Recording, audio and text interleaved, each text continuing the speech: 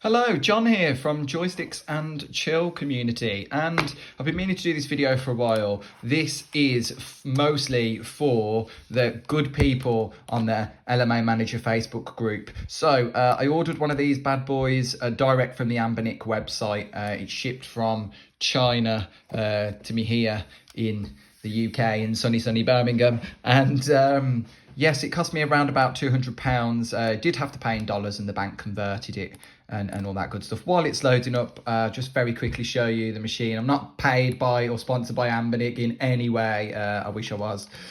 So over here, we've got the power button. We've got where the SD card goes. We've got our thumbsticks, which are clickable. We've got D-pad, things you'd expect, face buttons here, start, select. We've got our 4 bumper buttons on the top, charging port and headphone port as well. The games console itself came, bought the version that was preloaded with lots of games. I did go through and delete lots of the games off there because there was a lot of filler and things that I didn't want. It's really easy to do, and I'm happy to show you how to put games on in another video. I don't know if it's the quickest way, the way that I do it, by plugging the SD card into an SD card reader such as this one, and then plugging that into my laptop and dragging and dropping the files across, taking the SD card out, popping it back in there. So let's come down to LMA Manager 2007. I open it up, which opens up the PlayStation 2 folder. Not all PlayStation 2 games run really well. Some I have found are borderline unplayable. Anything from the PlayStation 1 backwards runs really well and is fantastic. Anything from, I bar a few N64 games, Nintendo is notoriously difficult to emulate. Over here, you'll notice that some of the loading screens do actually speed up. I find that this does actually quite help. All I have to do is click the thumbstick in there, and you'll see that it, you can see that it's moving a little bit quicker. It moves through slightly quicker. The game itself, I usually have split down to around about 75% for the underclocking. Now, quite simply, all that means is if I click here, it brings up a set of options for the PlayStation 2 emulation. It's using a version of the Aether emulator. If we come over to options and we click system, we can see that you can change the cycle rate to speed it up or slow it down, and the game obviously speeds up or slows down. But down here is where I find my most useful settings. The normal speed of the game I have set to 100. Sometimes if you load a game on and it runs really slow, I change that up, I move that up, I increase that speed. And the turbo speed, which is quite simply my fast forward button here, I've set to 300%. Slow motion, I've never used it, to be completely honest. We head down to load game. The only real thing to sort of get used to, it's the same LMA game I've always played, is the prompts on the screen are PlayStation related. However, you'll notice they don't correspond to the buttons over here.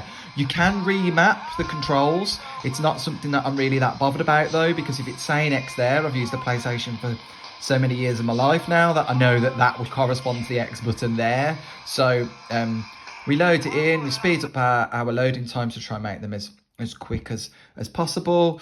Of course, if we want to read it, we do just click the button again to slow it down. I've got to be honest, I don't really tend to read a lot of those things that scroll across, but maybe that's just me. As I say, there's the version that is it all works exactly as you'd expect. I flick the smaller ones to go through the sub menus and these ones to go through the more sort of main menus. If we click the stick in, that's the speed that it's moving. If we click the stick out back to normal, that's the speed. As I say, you can fully customize it. So if we head on over to the match, because that's what we're really interested in seeing how that loads and how that works.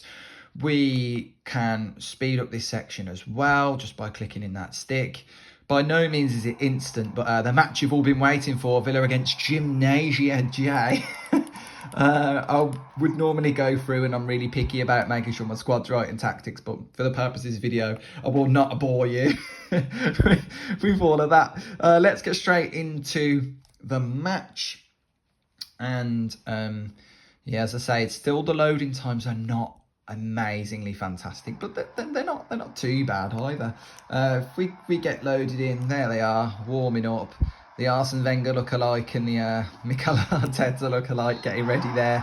If I take it out of the fast version of the game, you can see it's running a little bit slow. Now I could fiddle about with the underclocking and the speed by again just going back to that menu. I'm not going to do that though. If you click the faster play button on LMA, then it obviously runs quicker, and that's usually how I tend to play it with the ball trail on also. Absolutely banging goal there, Milan Baros. And if we take it back out of that mode, we can also use the turbo within the game. We can even match both of them together to really sort of pick up the speed if that's what we're interested in. But yeah, it runs perfectly fine. It's still obviously not as silky smooth as the Xbox 360 version, and this is the PlayStation 2 version, so any quirks that were on the PS2 version are obviously the same here. 1-1, they've equalised. But yeah, as I say, runs really well. If you have any questions or comments or anything else, please do let me know. Apologies for the lack of professional sheen in this video in any way, but it is not my day job, as you can tell. But yeah, I hope it's managed to answer some questions and to give people another way of playing and experiencing this fantastic game, because I don't know about you, but I have not found anything like LMA since the LMA games ceased to exist. I've not found anything like it. Football Manager doesn't scratch that same itch for me. It's too complicated, and I find that lots of these other sort of management games like Soccer Manager and Online Soccer Manager and those have just turned into microtransaction nightmares.